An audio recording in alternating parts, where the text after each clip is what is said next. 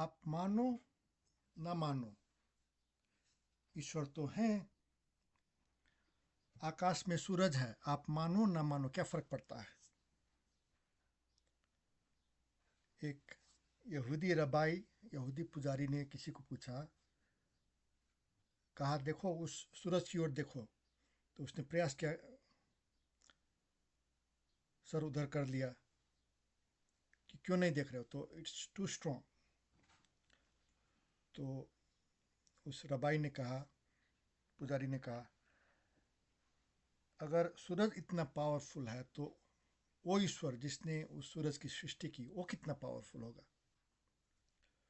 तो विभिन्न धार्मिक परंपराओं के रास्ते ईश्वर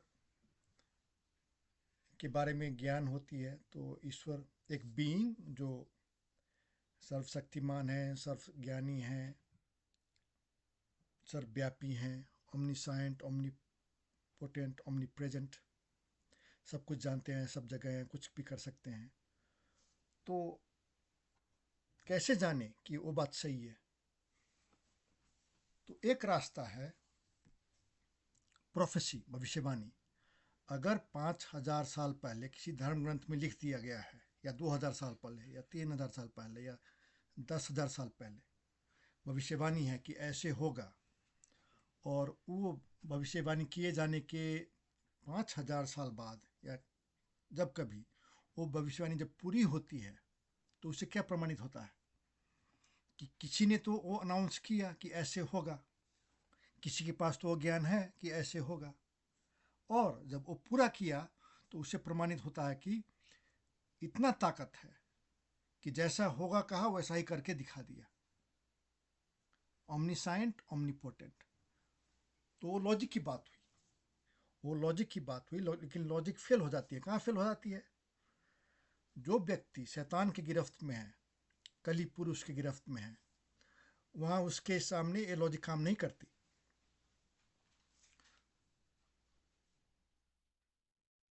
यानी कि जो स्पिरिचुअल ट्रूथ है वो फिजिकल ट्रूथ से, मेंटल ट्रूथ से कहीं ऊपर है, तभी तो वो लॉजिक काम नहीं करती। नहीं तो 100% लोग मानते कि आसान बात है, ईश्वर तो हैं।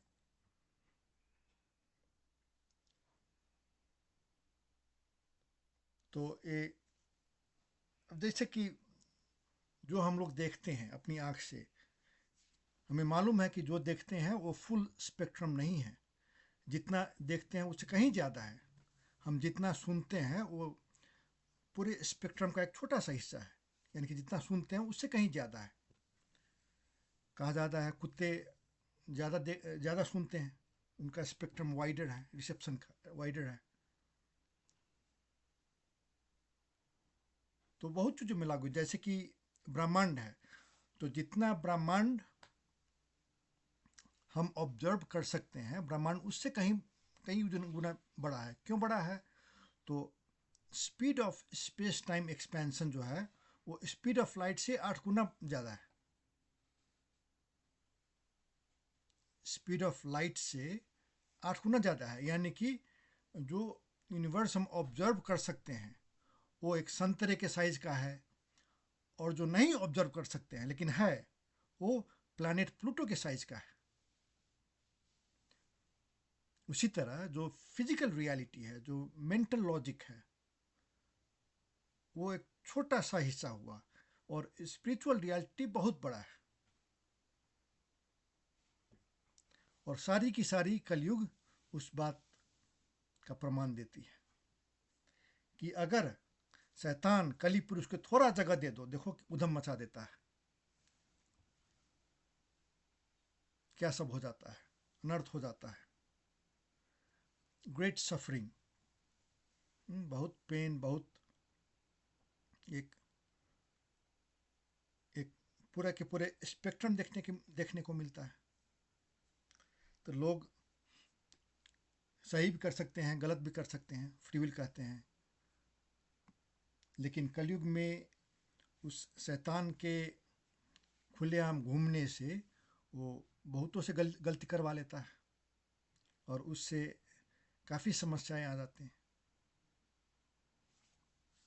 लेकिन स्केप क्लॉज है। सत्ययुग में सालों साल तपस्या करने से जितना पुण्य मिलता था, कलयुग में भगवान कृष्ण का नाम एक बार जप लेने से उतना पुण्य प्राप्त होता है।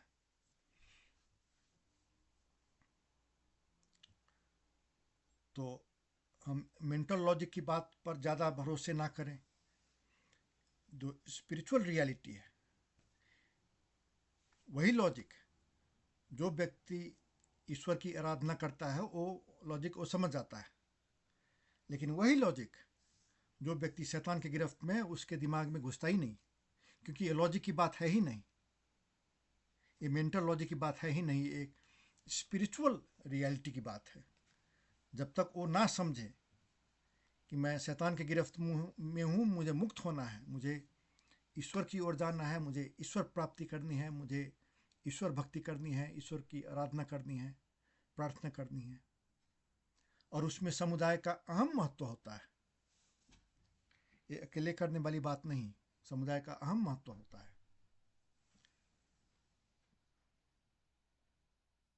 जैसे बुद्धिस्ट लोग कहते हैं बुद्धम शरणम गच्छामि, धम्मम शरणम गच्छामि, संघम शरणम गच्छामि, यानी कि कम्युनिटी का भी महत्व है। आध्यात्मिक ऊंचाई तक पहुंचने के लिए कम्युनिटी का महत्व है, गुरु का महत्व है। तो प्रोफेसी होते हैं, भविष्यवाणी होते हैं, जो भविष्यवाणी कर दिए गए हैं और जो पूरे हो गए हैं, उससे प्रमाणित होता है, लाइक अ मैथमेटिकल लॉजिक, कि एक कोई बीइंग है जो सब कुछ जानते हैं और कुछ भी कर सकते हैं, और उसी बदौलत तो भविष्यवाणी भी कर दिए और उस भविष्यवाणी को पूरा भी कर दिए, और एक बार नहीं, बार बार बार बार। God is in control. लेकिन वही लॉजिक, वो सिंपल लॉजिक, जो व्यक्ति शैतान की गिरफ्त में है उसके दिमाग में नहीं घुसता, क्योंकि वो स्पिरिचुअल लेवल पर दिक्कत है। जो व्यक्ति शैतान की गिरफ्त में है उसका मेंटल लॉजिक ही दूसरा रहता है।